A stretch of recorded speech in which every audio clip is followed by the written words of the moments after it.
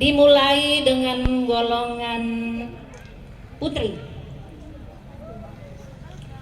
Kami panggilkan NPP 01 dengan membawakan syarahan dengan judul Konsep Pendidikan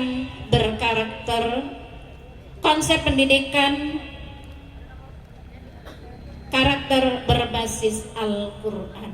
Kami persilakan.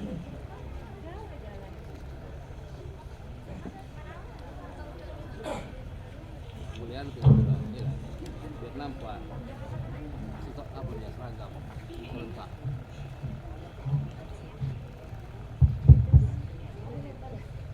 Bismillahirrahmanirrahim.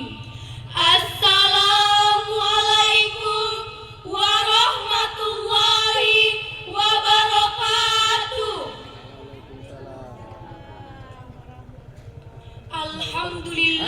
Alhamdulillahi rabbil alamin, wassalatu wassalamu ala asyrofil anbiya'i wal mursalin wa ala alihi washabihi ajmain, amma ba'd. Dewan Hakim yang kami muliakan, Bapak, Ibu hadirin dan teman-teman yang kami banggakan, bunga mawar, bunga melati, harumnya sungguh memikat. Apa kabar hadirin hari ini? Sehat? Sehat. Alhamdulillah. Hadirin wal hadirat rahimakumullah. Dr. Yusuf Al-Qaradawi dalam bukunya Mushkilatul Fari wa Kaifa ala Zaqlil Islam mengungkapkan bahwa Islam saat ini telah menghadapi persoalan besar lagi mendasar, yakni sedang berada dalam kondisi kemiskinan, kebodohan, dan keterbelakangan. Hal tersebut didukung oleh pendapat Profesor Nurhalis Majid yang berpendapat yaitu Islam adalah agama visioner dan revolusioner. Namun sayangnya Islam saat ini tengah dipeluk oleh gurita kemiskinan dan kebodohan.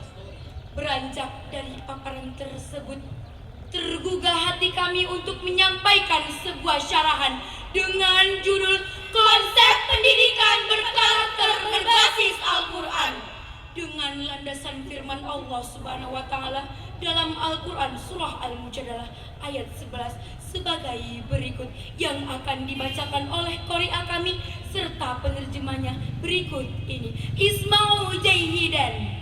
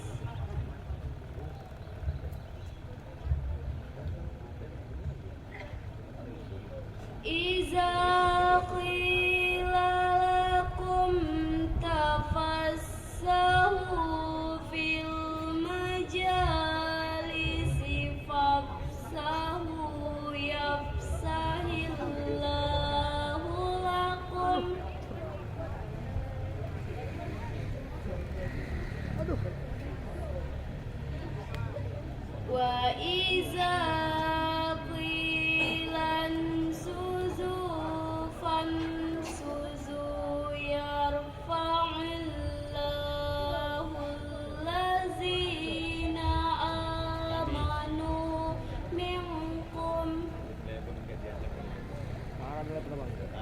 Kapan? Orang pagi-pagi naik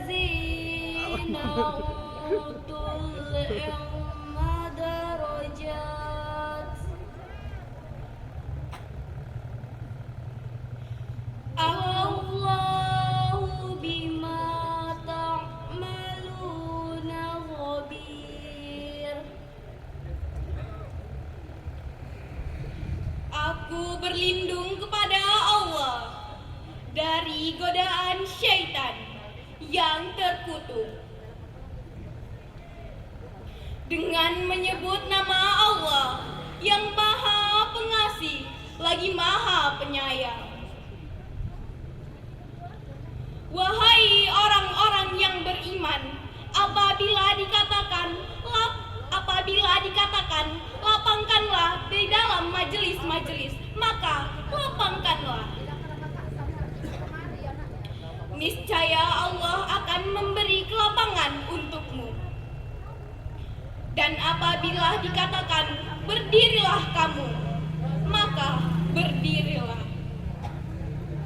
Niscaya Allah akan mengangkat derajat orang-orang yang beriman di antaramu dan orang-orang yang diberi ilmu beberapa derajat. Allah Maha teliti apa yang kamu kerjakan.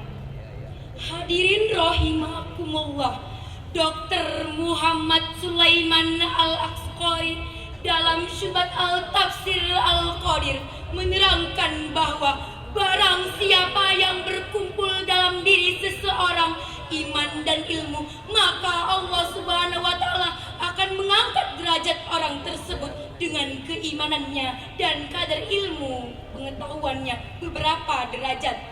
Namun sebaliknya hadirin, jika ilmu tidak didasari dengan iman, maka akan melahirkan model manusia jahiliyah, akidahnya lemah, imannya rendah, dan kerjaannya hanya buat hancur bangsa. Perhatikanlah hadirin, akhir-akhir ini banyak kejahatan yang dilakukan oleh orang berwawasan, berpendidikan, dan berilmu. Orang miskin kalau mencuri hanya untuk mendapatkan sesuap nasi. Orang bodoh kalau mencuri hanya untuk makan sehari-hari. Namun, jika orang berdasi mulai beraksi, hanya bersenjatakan pena, mengotak-ngatik data, dan memanipulasi, hanya dengan sekejap mata hadirin mampu merogoh uang negara miliaran rupiahnya. Hadirin rahimakumullah, Ibnu Taimiyah dalam tafsir Tasyiyah yang menjelaskan bahwa ada dua sifat kenabian yang dimiliki oleh Nabi Musa alaihissalam, yaitu kuat dan amanah. Lalu Muhammad Quraisihab dalam tafsir Al-Misbah volume 10 halaman 334 yang menjelaskan bahwa kekuatan yang dimaksud adalah kekuatan dalam berbagai bidang. Ahmad Mustafa Al-Maraghi dalam tafsir Al-Maraghi jilid 2 halaman 69 sampai 70 menjelaskan bahwa amanah ini terbagi menjadi 3. Yang pertama, amanah seorang hamba kepada Tuhannya. Yang kedua, amanah seorang hamba kepada manusia lain. Yang ketiga, amanah seorang hamba kepada dirinya sendiri.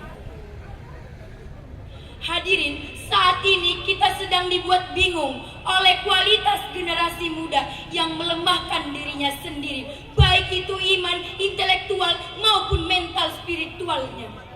Betapa tidak hadirin, banyak generasi muda yang terjerumus ke dalam pergaulan bebas, free sex, narkoba, dan kemaksiatan lainnya yang melumpuhkan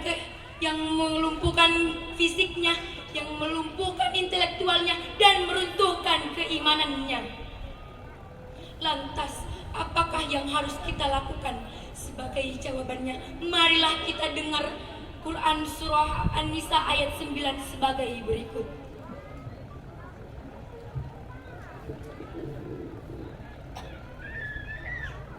وَلْيَخْشَ الَّذِينَ لَوْ تَرَكُوا مِنْ خَلْفِهِمْ ذُرِّيَّةً ضِعَافًا خَافُوا عَلَيْهِمْ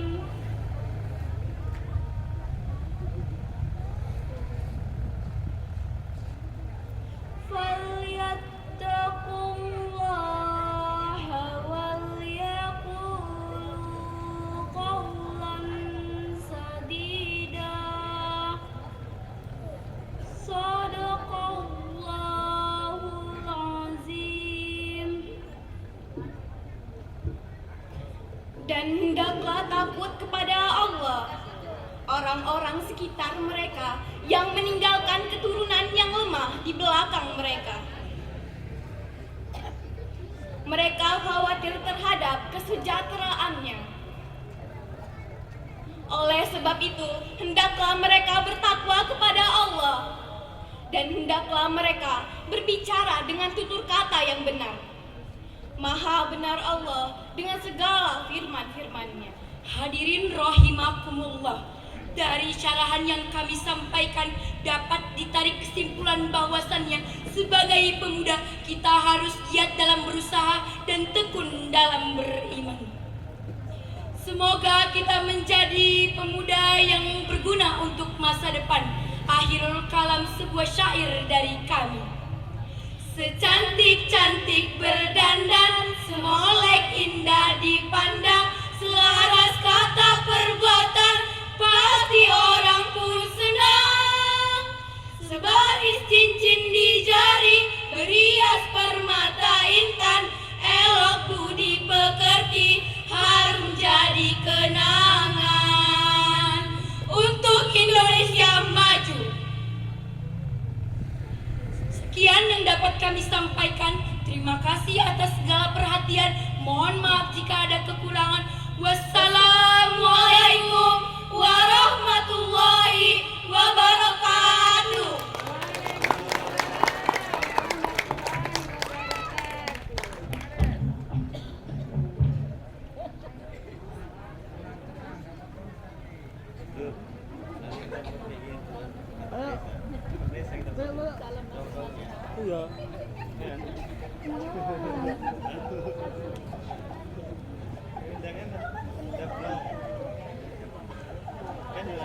Kepada anak-anak kami peserta setelah ini, konsepnya difotokopi nanti diantar ke meja dewan juri ya.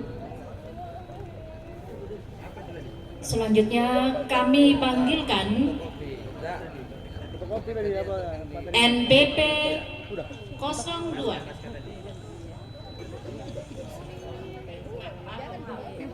NPP 03 di bawah konsepnya ya nak. Oh, yang ini nanti selanjutnya. Kok habis suaramu? Oh, ya. Dengan membawakan syarahan konsep Al-Quran dalam menyikapi hoax. Kami persilakan.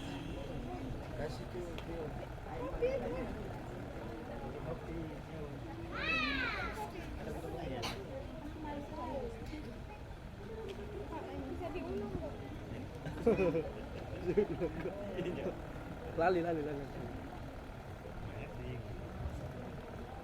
Gak perlu ngomongin gitu.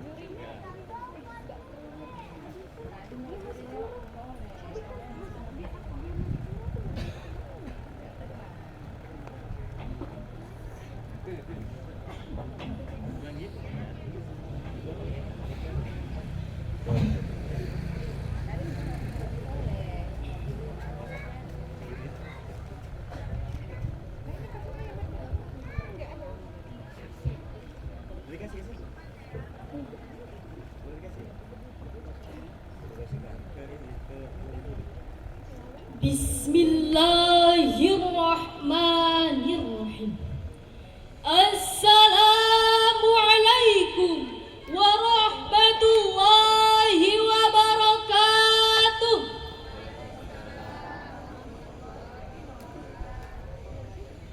Alhamdulillah, alhamdulillah, alhamdulillahi rabbil alamin. Wassalatu wassalamu ala asrafil anbiya'i wal mursalin wa ala alihi wa sahbihi ajma'in. Amma ba'du. Dewan Hakim yang arif dan bijaksana, serta hadirin yang dimuliakan Allah. Pertama-tama dan yang paling utama, segala puji bagi Allah yang maha pengasih tapi tak pernah pilih kasih, yang maha penyayang yang kasih sayangnya tak pernah semesta alam, pemilik kerajaan langit dan bumi, yang telah memberikan nikmat dan karunia-Nya kepada kita semua. Sehingga dengan nikmat tersebut kita dapat berkumpul di tempat ini, bertatap muka, beradu pandang. Dan tak lupa juga salawat serta salam kita hadiahkan kepada putra gurun pasir yang pada subuh Senin beliau lahir. Patung-patung di sekitar Ka'bah jatuh tersungkur.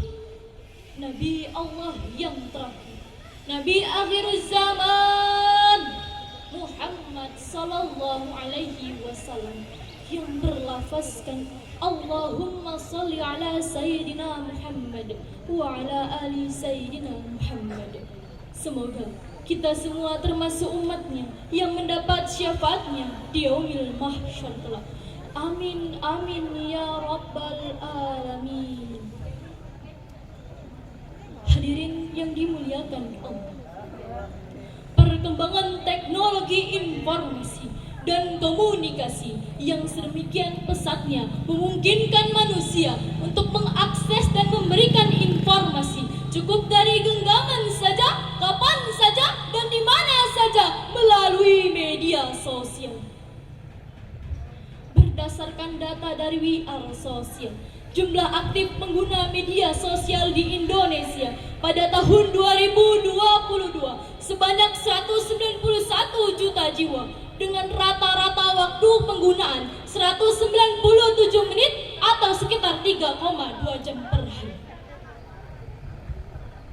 Hal ini sekaligus menempatkan Indonesia pada posisi ke-10 dunia dalam daftar penggunaan media sosial terlama. Maraknya penggunaan media sosial sangat mengkhawatirkan apabila masyarakat tidak mampu menyikapinya dengan bijak.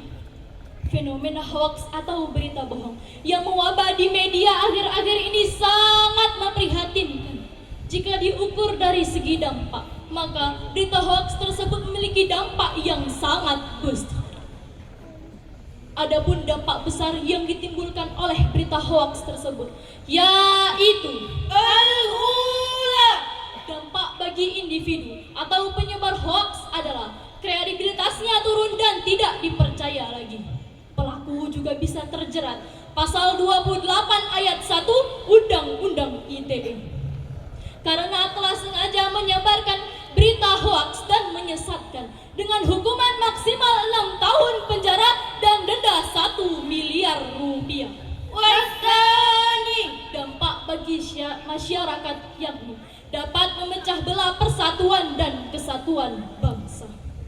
Oleh karena itu, mengingat besarnya permasalahan yang muncul akibat berita hoaks tersebut, maka pada kesempatan yang baik ini, izinkanlah kami menyampaikan sebuah syarahan yang berjudul Konsep Al-Quran dalam Menyikapi Hoaks.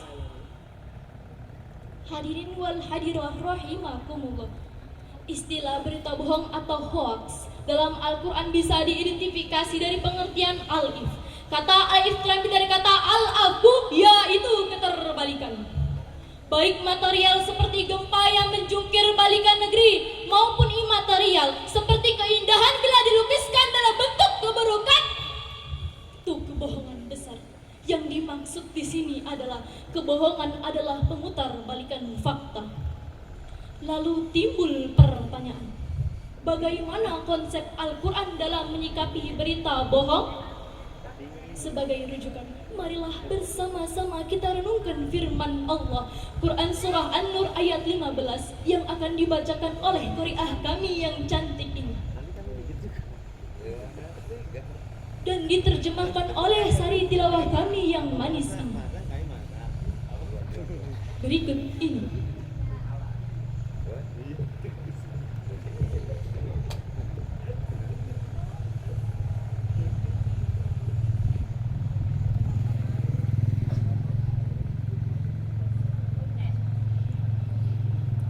أعوذ بالله من الشيطان الرجيم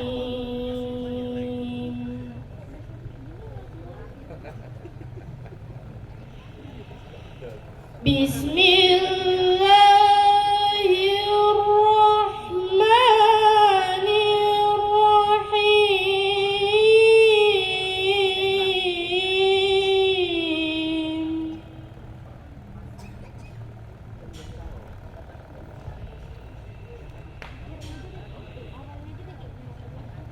إذ تلقونه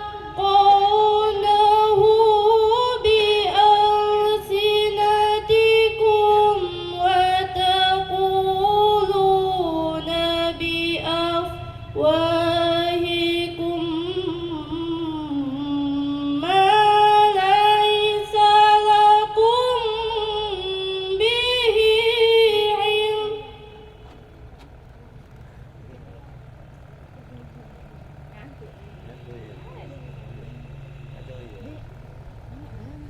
وتحسبونه هينا وهو عند الله عظيم.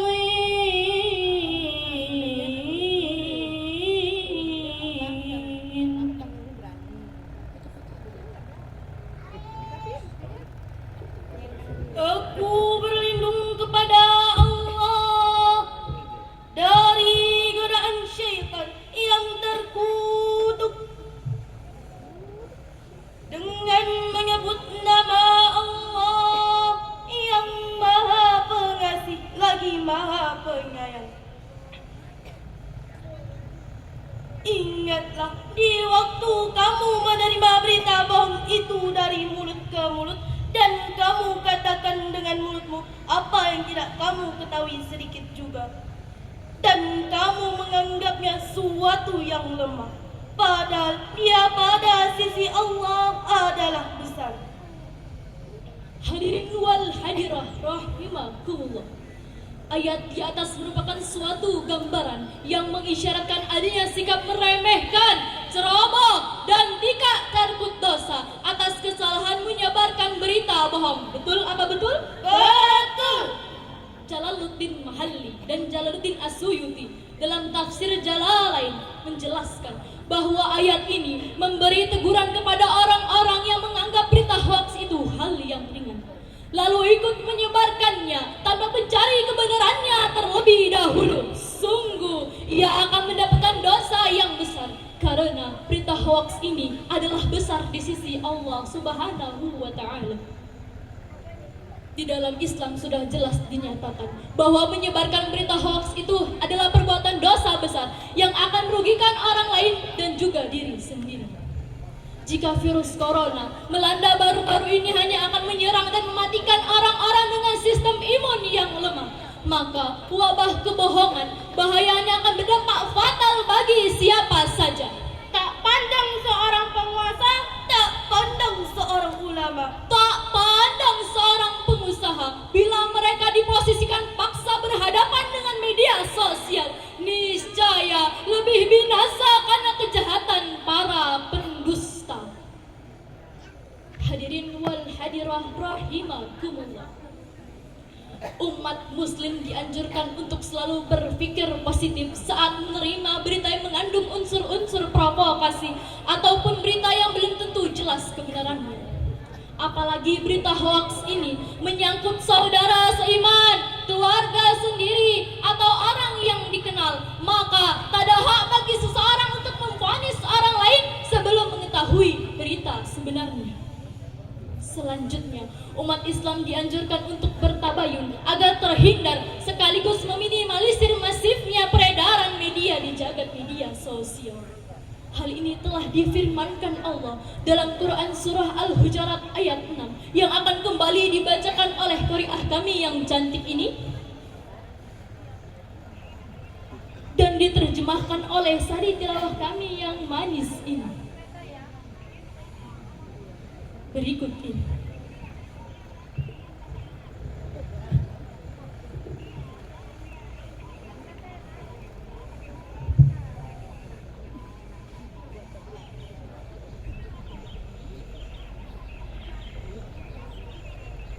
يا أيها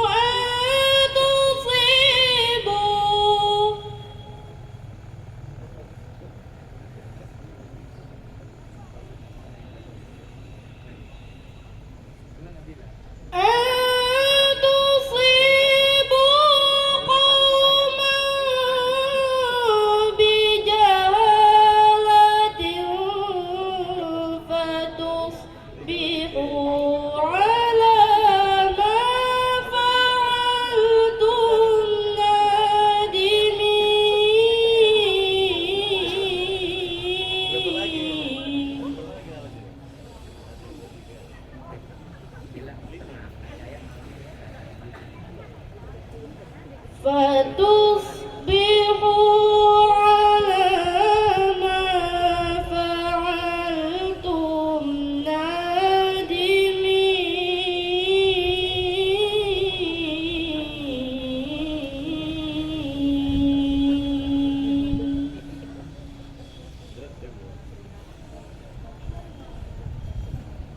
Hai orang-orang yang beriman, jika datang kepadamu orang fasik membawa suatu berita, maka periksalah dengan teliti, agar kamu tidak menimpakan suatu musibah kepada suatu kaum tanpa mengetahui keadaannya, yang menyebabkan kamu menyesal atas perbuatanmu itu. Hadirin wal hadirah rahimakumullah.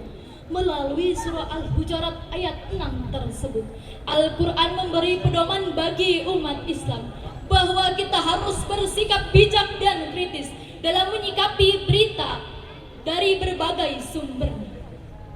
Al-Quran dengan menggunakan redaksi yang ringkas, padat, dan mengandung makna yang luas, memberikan solusi yang jitu melalui lafal fatabayyanu untuk merespon fenomena tersebut agar tidak menimbulkan persoalan dan penyesalan di kemudian hari.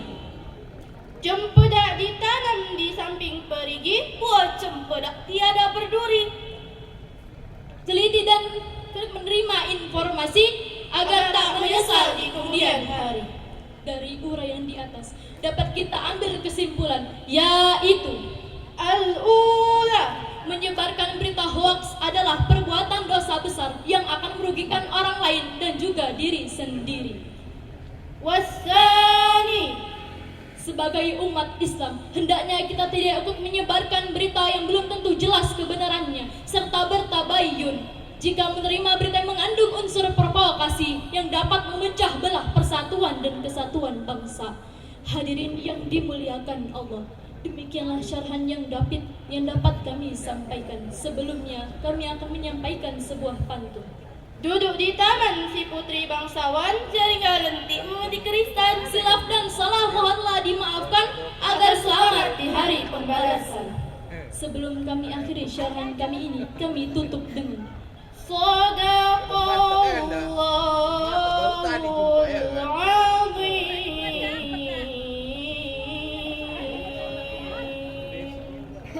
Maha benar Allah atas segala firman-firman-Nya.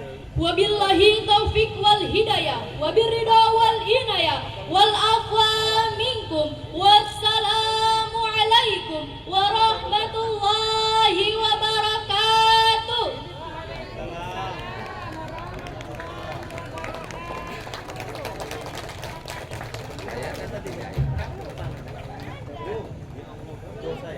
Dosa ya. Kami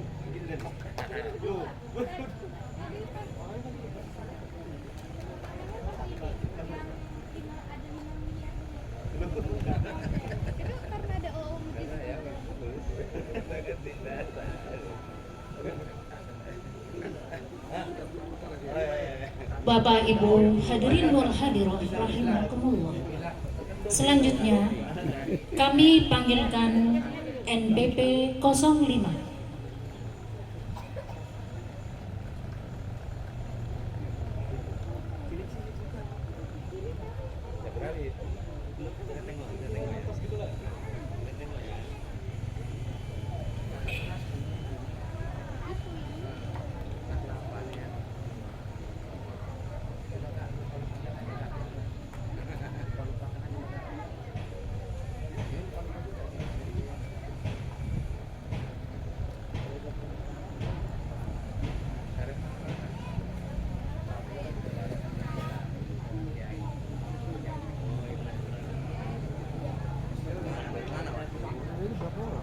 ini sampai semua. Kita belum putih belum nih?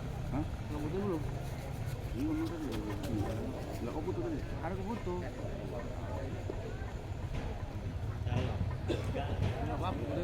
NBP 05 dengan judul sarahan tingkatkan dakwahmu dengan teknologi yang ada padamu. Dipersilakan.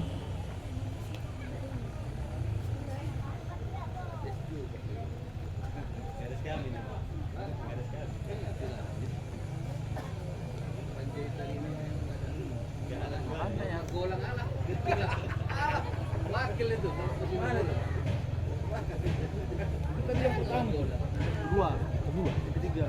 Yang tadi ini? Iya, dari kedua. Sama dari orang ini. Ini yang ketiga.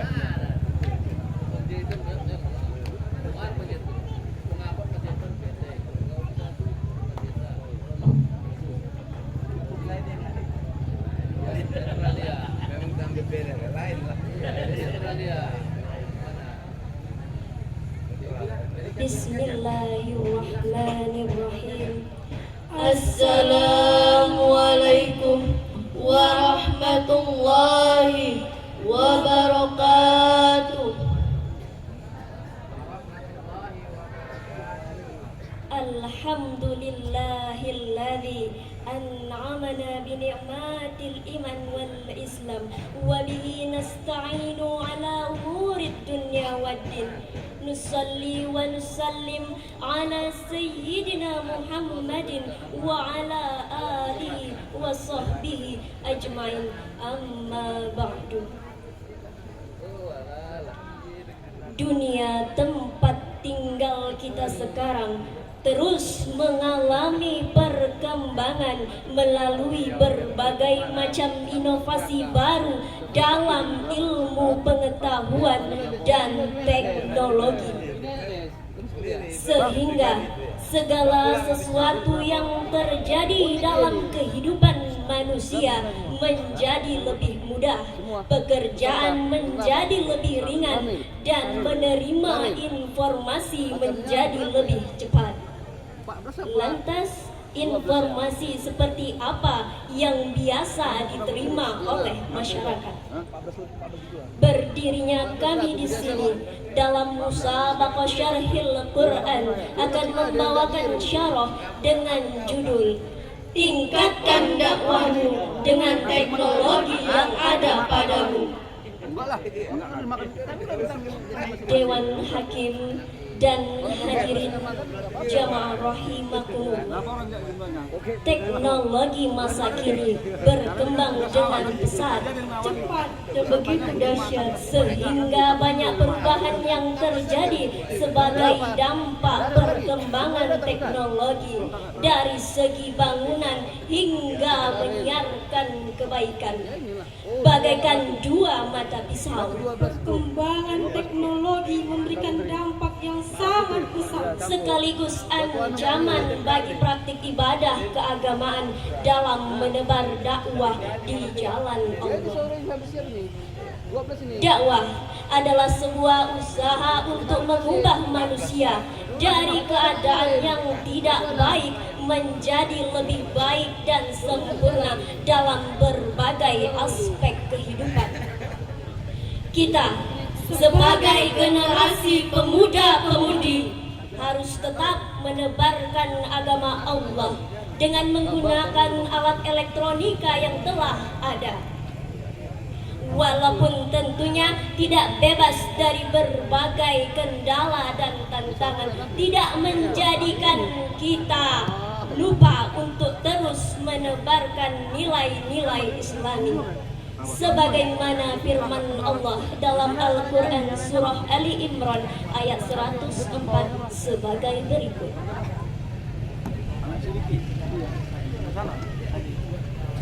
Iyalah.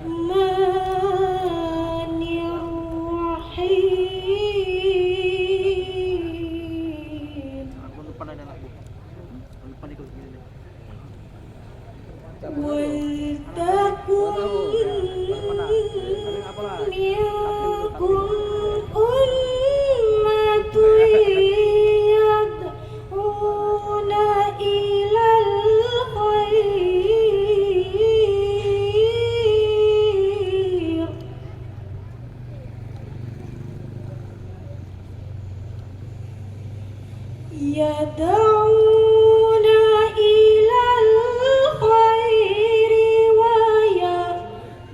ويأمرون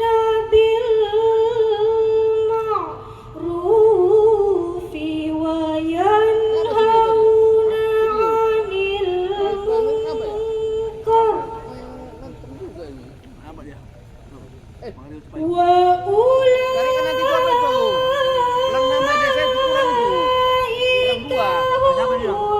Tak jauh kan situ. Ini di bawah kolomnya ada.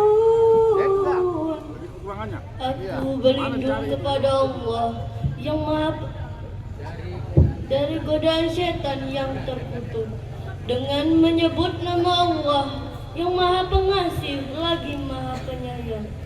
Dan hendaklah ada di antara kamu segolongan umat yang menyeru kepada kebajikan, menyeru kepada ma'ruf dan Lagi, Pak. menyeru kepada ma'ruf dan mencegah dari yang mungkar, dan merekalah orang-orang yang beruntung. Dewan Hakim dan hadirin jamaah rahimakumullah. Dari ayat tersebut dapat kita pahami dengan seksama bahwa di dalamnya ada perintah yang harus dilaksanakan, yakni menebar kebaikan kepada sesama umat Islam dan mencegah dari segala perbuatan yang mungkar. Perkembangan teknologi telah menghantarkan kita ke era digital di mana dakwah semakin tersebar luas, Tak terbatas dari tingkat lokal, hingga internasional. dari dunia nyata hingga dunia maya, dari yang mendengarkan puluhan hingga jutaan. Namun sayang hadirin, dakwah era digital masih belum sesuai harapan.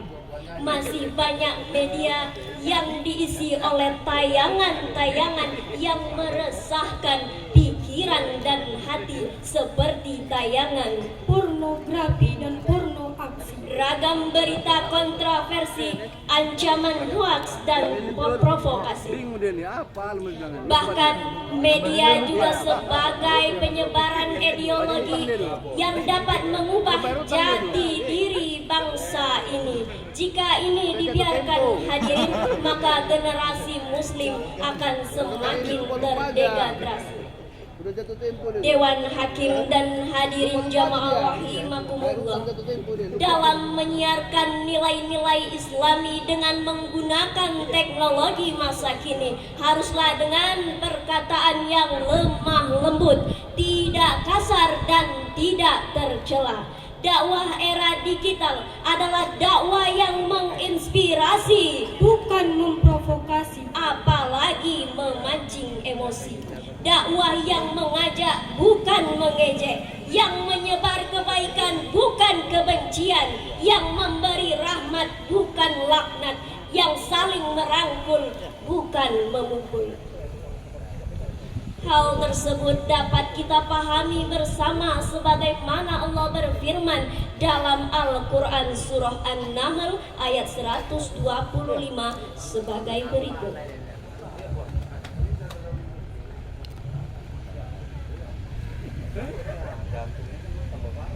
Ud'u ila sabili rabbika bil hikmati wal mau'izatil hasanah wal mau'izatil hasanati wajadilhum billati hiya ahsan. Gelasnya ada, biar pesan dari sana kopinya. Inna rabbaka huwa a'lamu biman dhalla an sabilihi Kenapa deh? Kopinya, tempatnya. biman dhalla an sabilihi wa huwa a'lamu بالمعتدين.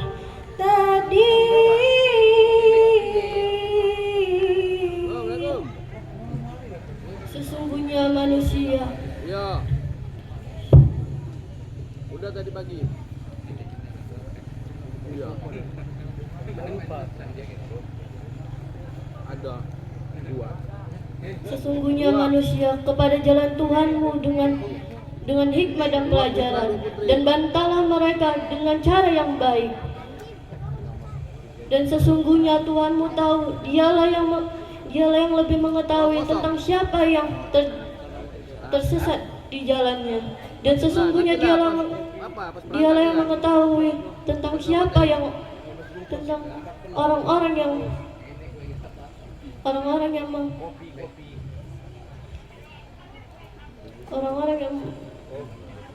memberi petunjuk. Hadirin, begitu besar peluang dakwah melalui media sosial di era digital. Namun fakta di lapangan menunjukkan bahwa konten-konten dakwah belum menjadi siaran favorit dan jarang viral. Sekalinya viral tentang isu Islam yang radikal dan fundamental. Oleh karena itu, semangat dalam mengajak kebaikan dan mencegah kemungkaran harus tertanam dalam diri kita semua. Dewan Hakim dan hadirin jamaah rahimakumullah, dari uraian tersebut dapat kita simpulkan dua hal. Pertama, perubahan cara dakwah dari era tradisional ke era digital. Kedua, dari konten dakwah yang monoton menjadi asyik untuk ditonton. Dari narasi yang penuh benci menjadi narasi yang menginspirasi. Dari debat yang menegangkan menjadi debat yang menyenangkan. Tetap bersama meskipun jalan kita berbeda. Untuk mengakhiri syarah ini, izinkanlah kami membawakan sebuah pantun berikut. Jalan-jalan ke Madinah. Jangan lupa membeli kurma. Semoga syarah ini membawa berkah, membawa rahmat untuk kita semua. Wabillahi taufiq wal hidayah. Wassalamualaikum warahmatullahi wabarakatuh.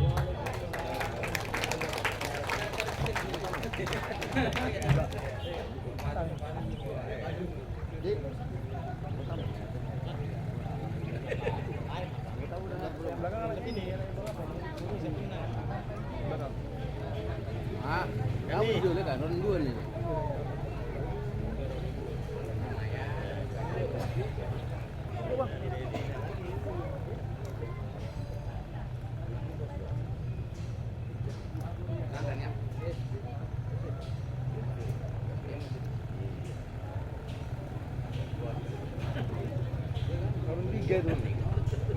Bapak Ibu hadirin wal hadiroh yang dirahmati Allah. Selanjutnya kami panggilkan NPP 07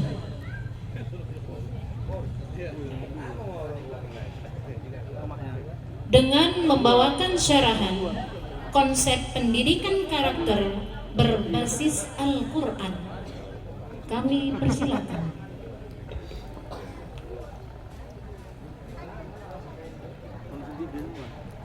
Mana orangnya? Asyik. Rame. Tiga salah habis. Mana? Apa tuh? Mana sih? Apa? Kopi. Udah pesan kopi. Udah pesan. Udah. Deh.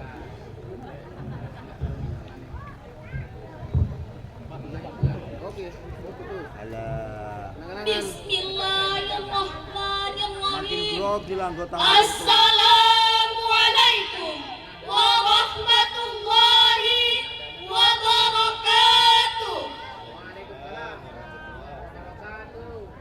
Alhamdulillahi rabbil alamin. Wa bihi nasta'inu ala umuri dunya waddin. Asyhadu an la ilaha illallah wa asyhadu anna Muhammadan abduhu wa rasuluhu.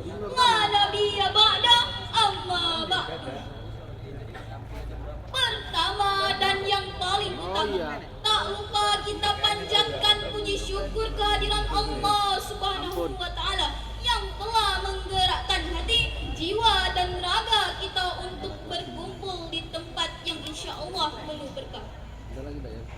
Salawat berangkai salam. Tak lupa juga kita hadiahkan teruntuk junjungan kita Nabiyana wa Habibana Rasulullah sallallahu alaihi wasallam yang telah mensyiarkan agama Islam ke penjuru dunia. Semoga kita semua yang berada di tempat ini akan mendapatkan syafaatnya di kemudian hari kelak. Amin amin ya rabbal alamin. Bapak Ibu Dewan Hakim yang kami hormati, peserta musabaqah syarhil Quran yang dirahmati Allah, pendidikan karakter merupakan kajian ilmu yang paling rasional dan aktual karena membahas yang tidak lekang oleh perubahan zaman. Pendidikan karakter berasal dari ajaran agama Islam yaitu Al-Quran dan As-Sunnah, serta memiliki andil yang sangat besar untuk menentukan arahan hidup dan sebagai pedoman internalisasi karakter yang diikhtiarkan untuk mewujudkan insan kamil yang memiliki posisi mulia di sisi Allah Subhanahu wa Ta'ala. Al-Quran merupakan tuntunan dan pedoman hidup umat Islam, baik sebagai individu maupun sebagai umat. Al-Quran juga dijadikan alat bedah untuk membedah berbagai macam permasalahan yang terjadi di masyarakat maupun di pemerintahan. Namun saat ini ada sebagian umat Islam di Indonesia yang berpikiran sekuler dan liberal karena mereka tidak menjadikan Al-Quran sebagai rujukan utama. Pisau bedah yang mereka gunakan adalah karya ilmuwan barat dan yang dibedah adalah Al-Quran, sehingga memahami isi Al-Quran berdasarkan pemahaman ilmuwan barat. Yang akhirnya pemahaman tersebut mengakar dan membudaya di lembaga pendidikan. Oleh karena itu, perlu dibangun generasi yang berkarakter Qurani, karena karakter bangsa yang berbasis agama akan memberikan warna terhadap karakter bangsa yang berbasis Qurani di masa yang akan datang. Dalam hal ini, izinkanlah kami pada kesempatan kali ini untuk menyampaikan sebuah syarahan yang berjudul Konsep Pendidikan Karakter Berbasis Al-Quran. Untuk mengawali syarahan ini, marilah kita dengarkan kalam ilahi dalam surah At-Tahrim ayat 6 yang akan dibacakan oleh qari'ah kami dan yang akan diterjemahkan oleh sari tilawah kami sebagai berikut.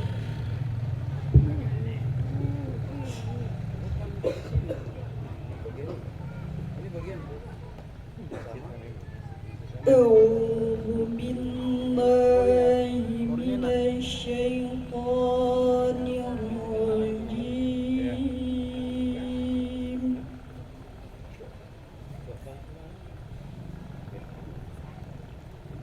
Bismillahirrahmanirrahim.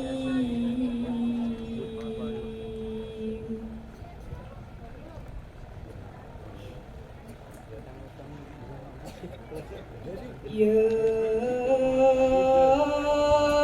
ayyuhalladzina amanu qu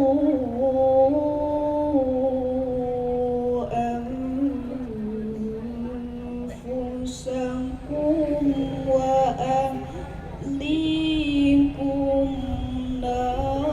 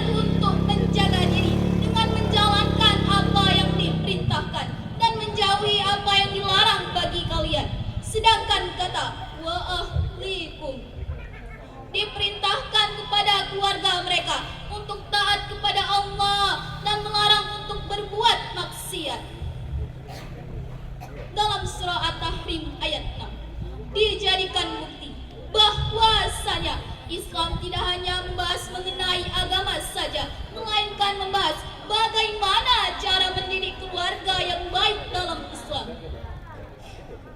Bapak Ibu Dewan Hakim yang arif dan bijaksana, kita menyadari bahwa instalan seorang anak adalah di rumah, yaitu ayah dan ibunya. Sedangkan pendidikan formal di sekolah maupun di perguruan tinggi adalah mesin kedua, dan masyarakat merupakan mesin ketiga untuk membentuk jiwa seorang anak. Sedangkan fungsi dari pendidikan karakter yaitu untuk mengantarkan orang tua, guru atau dosen dan masyarakat ke dalam perkembangan karakter berdasarkan spiritual dan olah otak. Di era globalisasi ini membawa dampak yang sangat luas di belahan bumi manapun, tak terkecuali di Indonesia. Globalisasi diibaratkan pisau bermata dua, positif dan negatif, memiliki konsekuensi yang seimbang. Kompetisi, integrasi, dan kerjasama merupakan dampak positif dari globalisasi. Sedangkan dampak negatifnya yaitu lahirnya generasi instan, dekadensi moral, munculnya tindakan kekerasan, penyalahgunaan obat-obat terlarang, seks bebas, dan kriminalitas yang berujung pada hilangnya karakter bangsa.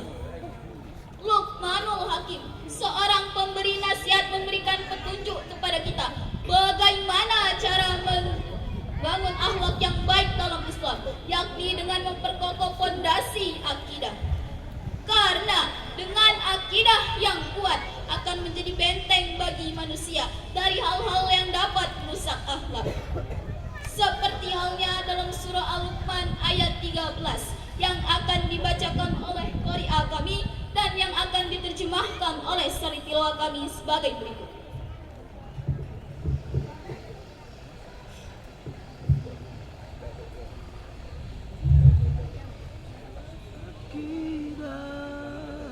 وَإِذْ قَالَ لُقْمَانُ لِابْنِهِ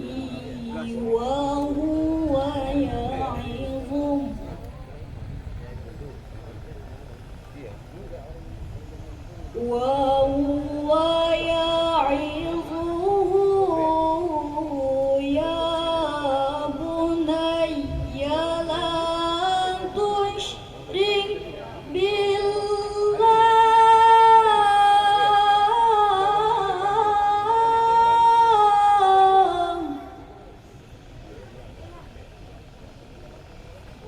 إِنَّ الشِّرْكَ لَظُلْمٌ عَظِيمٌ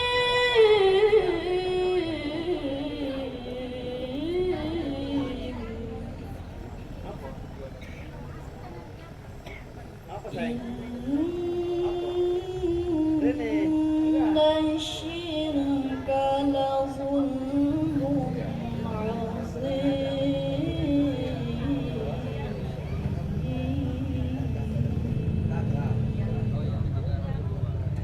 صدق الله العظيم. Doyan juga ya kami. Hah? Doyan juga. Doyan. Habis. Tambah lagi. Jangan kena. Dan ingatlah ketika Luqman berkata kepada anaknya, ketika dia memberikan pelajaran kepadanya, "Hai anakku, janganlah kamu mempersekutukan Allah. Sesungguhnya mempersekutukan Allah adalah benar-benar kezaliman yang besar. Maha benar Allah atas segala firman-firman-Nya." Imam Jalaluddin As-Sayuti dalam kitab Tafsir Jalalain memberikan penjelasan kepada kita bahwasanya orang tua jangan sampai meninggalkan keturunannya dalam keadaan lemah. Lemah di sini bukan hanya lemah dalam perihal harta, namun lemah di sini adalah lemah dalam berbagai aspek. Salah satunya adalah lemah dalam berakhlak dan berakidah. Al-Quran mengandung nilai-nilai moral yang dapat dijadikan pedoman hidup manusia dalam bersikap dan berperilaku. Dan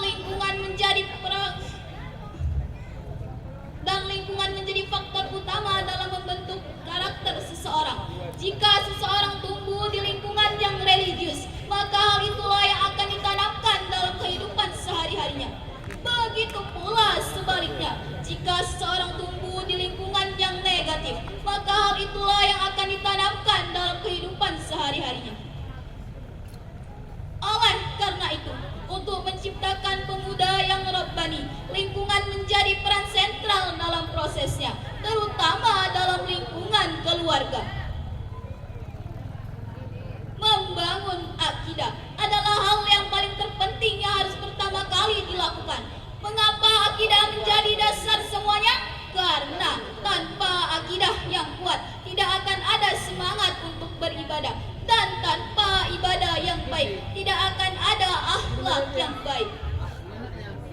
Ketika akidah sudah kokoh, maka akhlak dan ibadah pun senantiasa mengikutinya. Hadirin wal hadirah, rahimakumullah, bisa ditarik kesimpulan bahwasanya kekuatan akidah adalah prinsip utama untuk membangun generasi yang berkarakter. Karena dengan akidah yang kuat akan melahirkan anak-anak yang cerdas dan berakhlakul karimah. Generasi sekarang dituntut menjadi generasi yang cerdas, berwawasan luas, berakhlak lugas. Namun yang paling penting adalah generasi yang selalu berpegang teguh kepada Al-Quran dan As-Sunnah. Karena generasi sekarang adalah khalifah di masa depan. Pemuda hari ini adalah pemimpin di hari esok. Ketika pemuda bersuara, jiwanya selalu menggelora. Pemuda adalah aset negara yang berharga. Jadilah generasi yang rabbani, memiliki jiwa Qur'ani. Demikianlah syarahan yang dapat kami sampaikan. Kurang lebihnya kami mohon maaf. Unzur maqala wala tanzur maqala. Lihatlah apa yang dikatakan, jangan lihat siapa yang mengatakan. Birullah seperti kolam, ikan paus pandai menyelam. Dari lubuk hati yang paling dalam, kami tutup pidato dengan salam. Wassalamualaikum warahmatullahi wabarakatuh. Namaku ubah ganti. Yang apa yang nggak ada hubungannya udah privat semua. Oh dihapus. Hapus itu ganggu tuh. Lumayan juga apanya? Sayangannya 2.000. Ya nggak dihitung dia pak. Kan channel cuma satu yang dihitung ngarak. Ya makanya. Jadi yang ada hubungan sama agama nggak? Nasib semua. Enggak ya yang sembunyikan itu. Enggak. Ada juga. Kamu sama ada? Ah, sama Islam ada? Ada. Ada agama kok tidak muslim. Ada hubungan sama agama? Sebagian enggak perlu. Sebagian enggak perlu. Iya. Jawa. Di Desa Rauning 2 di Sumama Enam, di Kecamatan.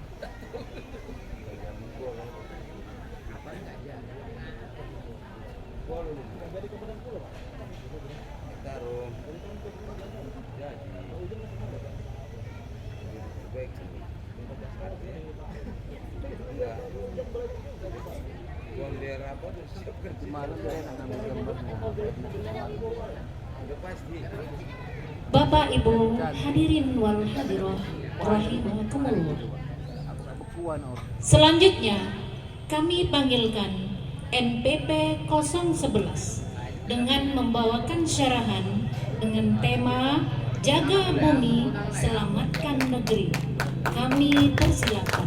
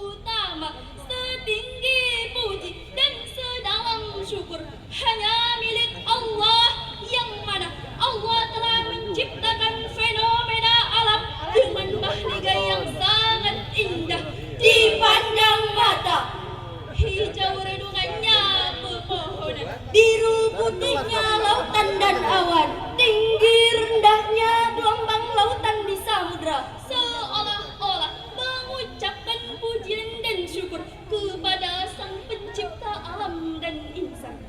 Betapa indahnya, betapa tingginya bahasa sastrawan, namun tak setinggi ijazna Al-Quran yang mengajarkan kita bahwa hanya Allah lah yang patut disembah, dipuji, lagi disyukuri. Dewan Hakim yang arif dan bijaksana, hadirin wal hadirah rahimakumullah. Indonesia, negeri beribu pulaunya, dengan segala potensi bencana alam yang harus diwaspadai. Badan Nasional Penanggulangan Bencana menyatakan total bencana sepanjang tahun 2018 mencapai 2.426 peristiwa. Masih teringat dalam pandangan kita Agustus 2018, Lombok dengan gempa bumi yang menyebabkan korban meninggal dunia mencapai 436 jiwa. Palu dengan tsunami yang turun menyebabkan korban meninggal dunia mencapai 2.113 jiwa. Dalam konsep Islam tidak ada sesuatu yang terjadi karena kebetulan, melainkan semua itu memiliki maksud dan tujuan tertentu, bukan hanya kejadian alam yang semata-mata.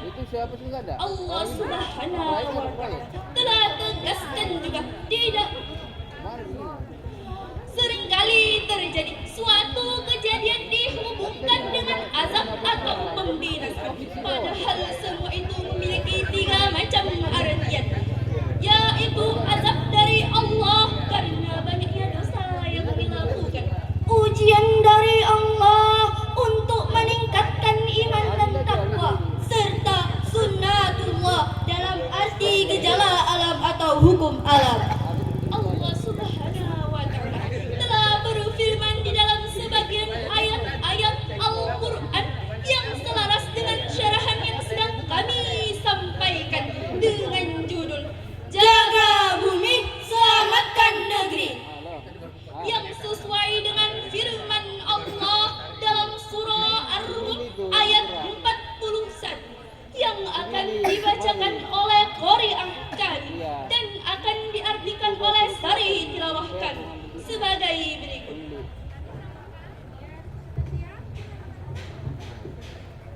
Coba dulu pertama.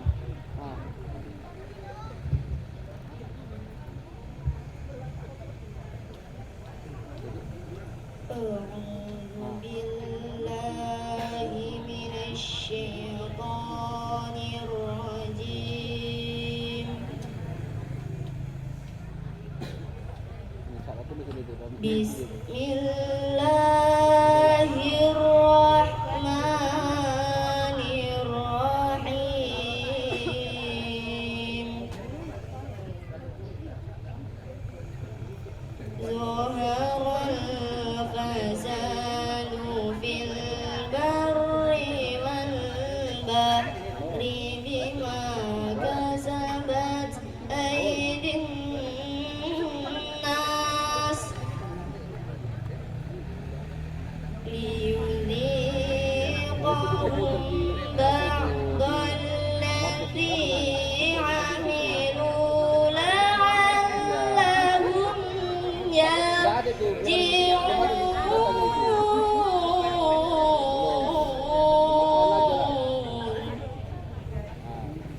Aku berlindung kepada Allah dari godaan syaitan yang terkutuk dengan menyebut asma Allah yang Maha Pengasih lagi Maha Penyayang.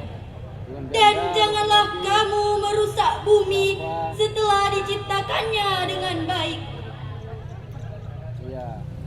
Telah tampak kerusakan di darat dan di laut disebabkan perbuatan tangan manusia.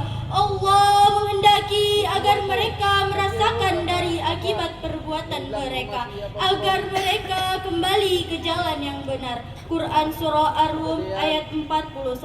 Dalam ayat ini Allah Subhanahu wa Ta'ala menjadikan kejadian atau musibah sebagai peringatan kepada manusia agar segera kembali kepadanya.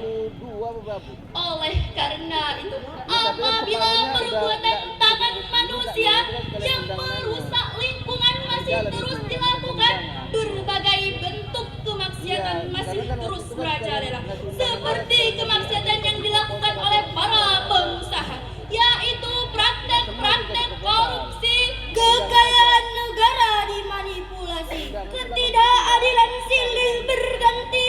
semua itu akan menyebabkan murka ilahi dan akan mendatangkan sanksi yang bertubi-tubi.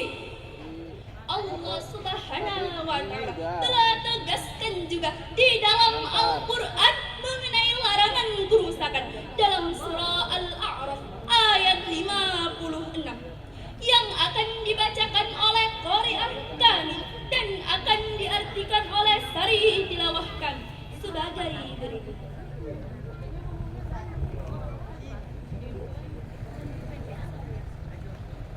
Wala tufsidu fil ardi ba'da islahiha wad'uhu khawfan wa tama'a.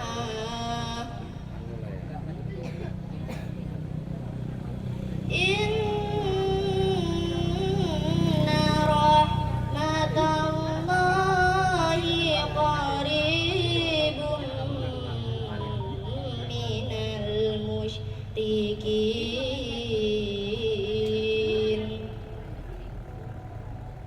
Inna rahmatallahi qaribun minal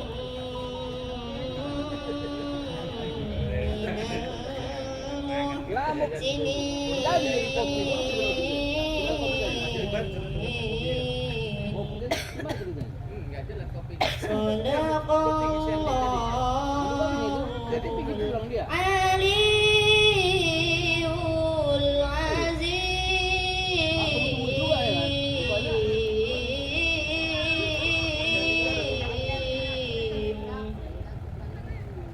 Dan janganlah kamu merusak bumi setelah diciptakannya dengan baik. Berdoalah kepadanya dengan rasa takut dan penuh harap. Sesungguhnya rahmat Allah sangat dekat dengan orang yang berbuat kebaikan. Quran Surah Al-A'raf ayat 56. Berapa Win? Sebagaimana dinyatakan di dalam hadis riwayat Ibnu Hatim, mata Al-Waraq berkata, janji Allah dipenuhi dengan cara patuh padanya, dan rahmat Allah dekat dengan orang yang berbuat kebaikan. Sebagai umat beragama, janganlah senantiasa berprasangka buruk kepada Allah. Rasulullah SAW melarang umatnya untuk mencaci maki takdir atau musibah apapun yang telah terjadi. Sebagaimana dinyatakan di dalam hadis, janganlah kau menuduh Allah dengan suatu tuduhan yang tidak baik pada setiap kejadian yang telah ditakdirkan. Hadis riwayat Imam Ahmad. Sampai sinilah syarahan yang dapat kami sampaikan. Semoga bermanfaat bagi kami dan kita semua. Sebelum kami mengakhiri syarahan kami, izinkan kami bersyair dan berpantun. Panjang umur, Pak. Memang aku kok. Allahumma rafa'na qala wal bala wal waba fid dunya khassa fi baladina Indonesia. Allahumma rafa'na qala wal bala wal waba fid dunya khassa fi baladina Indonesia.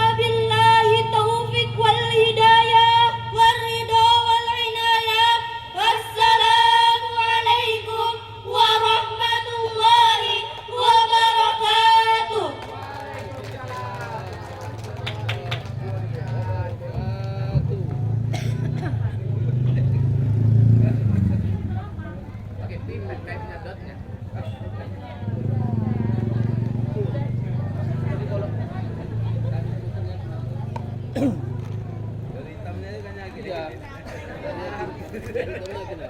Pahit dia. Bukan air pelat nih. Biar melotot mata. Iya. Baru di malam mau yang nyasit ya kan. Waktu yang ini tidur. Biar melotot matanya.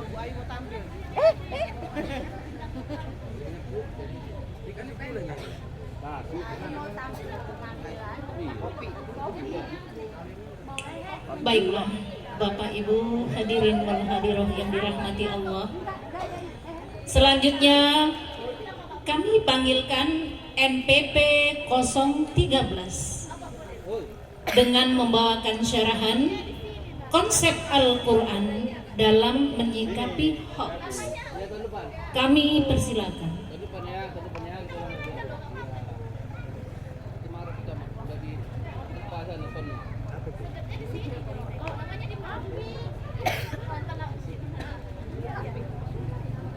Boleh jam 12 malam keren.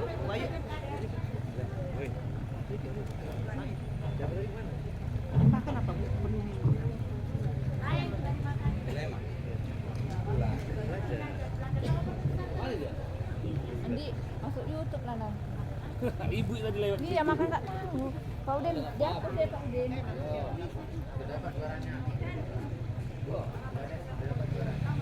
Bismillahirrahmanirrahim. Assalamualaikum warahmatullahi wabarakatuh. Waalaikumsalam warahmatullahi wabarakatuh. Bunga mawar, bunga melati, bunga dirangkai indah sangat. Kalau hadirin umat sejati, jawab sekali lagi dengan semangat. Assalamualaikum warahmatullahi wabarakatuh.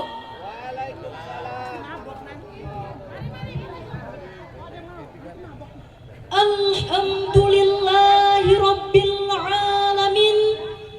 Wassalatu wassalamu ala ashrafil anbiya'i wal mursalin Sayyidina Muhammadin wa ala alihi wa sahbihi ajma'in. Amma ba'd. Pertama-tama dan yang paling utama, marilah kita sama-sama panjatkan puji serta syukur kita kehadirat Allah Subhanahu wa ta'ala, Tuhan yang maha pengasih lagi maha penyayang, yang tak pilih kasih tak pandang sayang, yang nikmatnya tak terhitung tak terbilang. Dan dengan nikmat tersebutlah kita sama-sama dapat berkumpul di tempat yang kita cintai ini. Dan tak lupa pula selawat berangkaikan salam tercurah kepada putra junjungan alam, seorang tokoh yang tak pernah menokok, seorang pejuang yang tak pernah curang, seorang pemimpin dan pemimpin yang telah membawa kita dari zaman jahiliyah menuju zaman yang penuh dengan ilmu pengetahuan. Yang kami hormati Dewan Hakim yang arif dan bijaksana,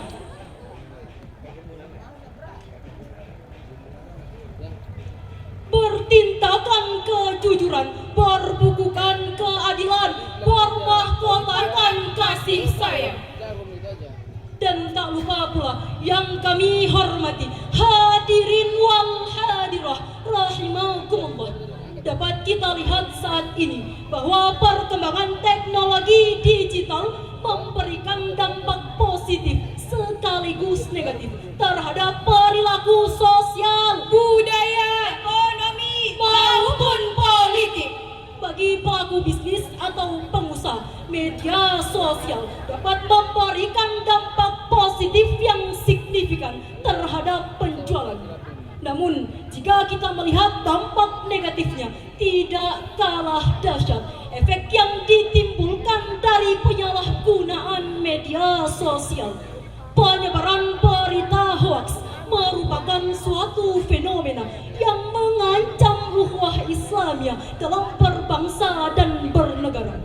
Oleh karena itu hadirin, untuk menanggapi permasalahan tersebut, izinkanlah kami membawakan syarahan kami dengan judul Konsep Al-Quran dalam Menyikapi Hoax, dengan landasan firman Allah dalam Al-Quran surah An-Nur ayat 11 yang akan dilantunkan oleh Qoriah kami dan diterjemahkan oleh syari tilawah kami. Tafadhal mashkur.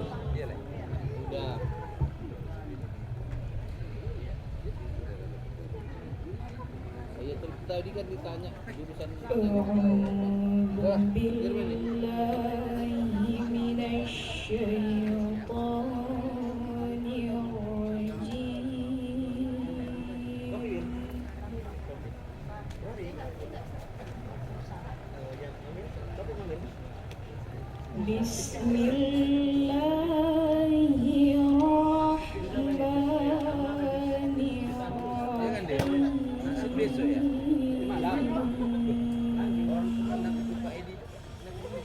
besok malam ada juga. Mulai besok malam. Iya, hari Sabtu kan malam Jumat. Pagi siang ada. Kan cari iya, dapat.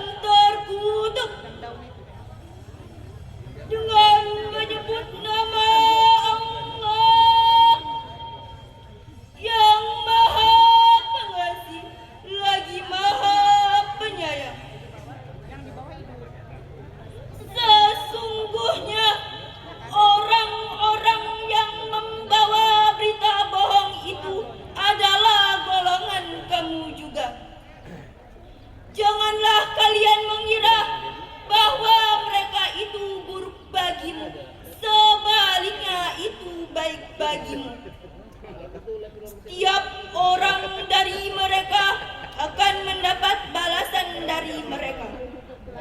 Dan barang siapa di antara mereka mengambil bagian terbesar, maka akan mendapat ajab yang besar pula.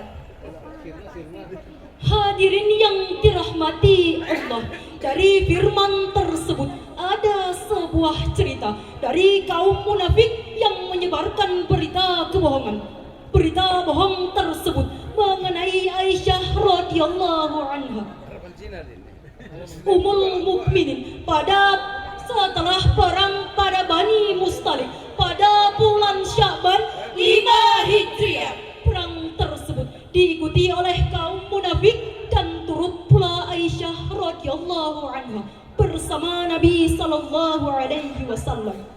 Pada saat perjalanan kembali, rombongan Nabi sallallahu alaihi wasallam berhenti pada suatu tempat. Aisyah pun keluar dari sekelilingnya untuk suatu keperluan dan kemudian akan kembali lagi. Tiba-tiba tiba, ia merasa bahwa kalungnya hilang dan Aisyah pun mencarinya. Sementara itu, rombongan tersebut meninggalkan tempat itu dengan persangkaan bahwa Aisyah masih di dalam sekedup tersebut. Setelah mengetahui bahwa sekedupnya telah pergi, Aisyah pun terduduk di tempatnya seraya berharap bahwa sekedupnya akan menjemput kembali. Secara kebetulan, sahabat Nabi yang bernama Safwan bin Mu'attal lewat di tempat tersebut. Safwan terkejut seraya mengatakan, "Inna lillahi wa inna ilaihi raji'un." Istri Rasulullah. Aisyah pun terbangun. Kemudian Safwan mempersilakan Aisyah menaiki untanya dan Safwan pun menuntunnya sampai ke kota Madinah. Orang-orang yang melihat mereka membicarakannya sesuai pendapat masing-masing. Kaum munafik pun membesar-besarkannya. Maka fitnah atas Aisyah menyebar luas sehingga menimbulkan keguncangan di kalangan kaum muslim. Menurut Syekh Profesor Dr. Sulaiman dalam tafsirnya Al-Madinah Al-Munawwarah menjelaskan dalam ayat tersebut Allah membebaskan Ummul Mukminin dari tuduhan zina yang dilakukan oleh pemimpin kaum munafik yaitu Abdullah bin Ubay bin Salul. Sedangkan secara bahasa, lafaz al-ifku merupakan bentuk fi'il sulasi mujarad yang berarti kadzaba, berbohong dan suka memanipulasi. Hadirin yang dirahmati Allah, adapun gaya hidup seorang pendusta menyebarkan berita bohong seenaknya hanya semata demi sebuah jabatan, sebuah kekuasaan dan kekayaan, hanya demi sebuah jabatan. Mereka rela menyebarkan kebohongan hanya demi sebuah kekuasaan. Mereka memproduksi berita bohong yang merugikan dan hanya demi uang mereka melenyapkan fakta-fakta kebenaran. Jika virus yang melanda baru-baru ini hanya akan menyerang dan mematikan orang-orang yang lemah antibodinya saja, maka wabah kebohongan akan menyerang dan mematikan siapa saja, tidak pandang seorang penguasa, seorang ulama, tak pandang seorang pejabat. Bila mereka diposisikan paksa oleh kejahatan media, pasti akan lebih binasa dari kejahatan pendusta. Lalu bagaimanakah konsep Al-Quran dalam menyikapi berita bohong? Sebagai jawabannya, ada beberapa anjuran Al-Quran untuk menanggapi peredaran berita bohong. Di antaranya, yang pertama, hendaklah berprasangka baik, menerapkan sifat husnuzon ketika berperilaku terhadap sesama manusia. Yang kedua, selalu berkata benar. Menyampaikan berita yang benar merupakan salah satu penjagaan dalam memurnikan ajaran Islam. Yang ketiga, melakukan tabayun ketika menerima berita. Hal tersebut sesuai dengan firman Allah dalam Al-Quran Surah Al-Hujurat ayat 11 yang akan dilantunkan oleh Korea kami dan diterjemahkan oleh Syari badan tersandar ya kan, mata melotot badan tersandar, tak tolok lagi.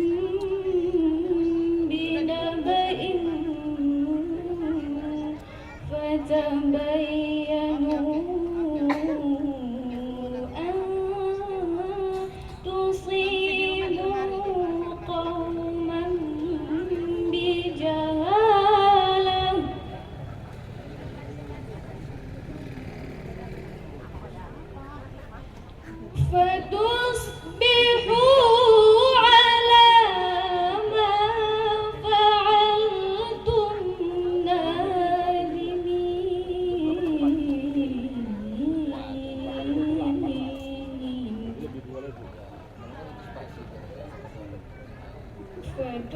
فتصبحوا على ما فعلتم نادمين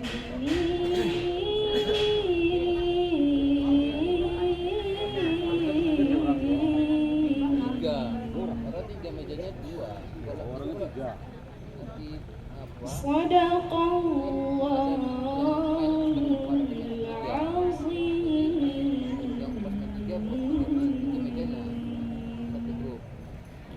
Wahai orang-orang yang beriman, jika seorang fasik datang kepada kamu membawa suatu berita, maka telitilah kebenarannya, agar kamu tidak mencelakakan suatu kaum karena kebodohan, yang akhirnya kamu menyesali perbuatan kamu itu.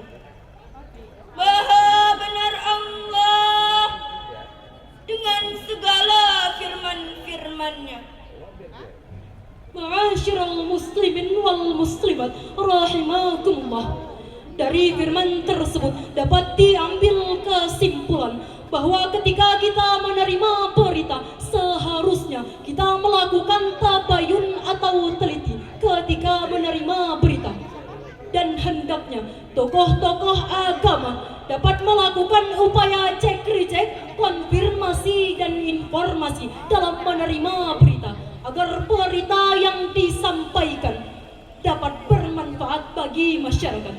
Demikianlah syarahan yang dapat kami sampaikan. Lebih dan kurangnya kepada Allah kami mohon ampunan, dan kepada para hadirin kami mohonlah dimaafkan.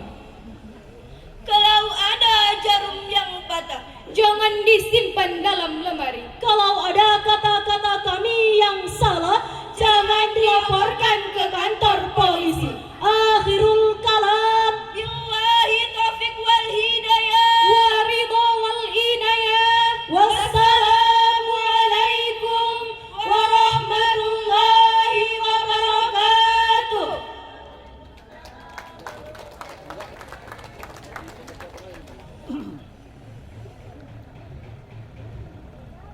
Baca berita mengapa? Tilawah. Tula. Dewasa. Remaja. Untuk umur. Oh iya.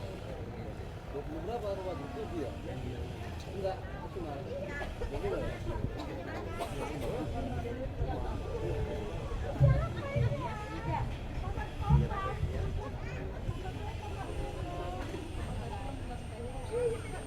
Ya, tapi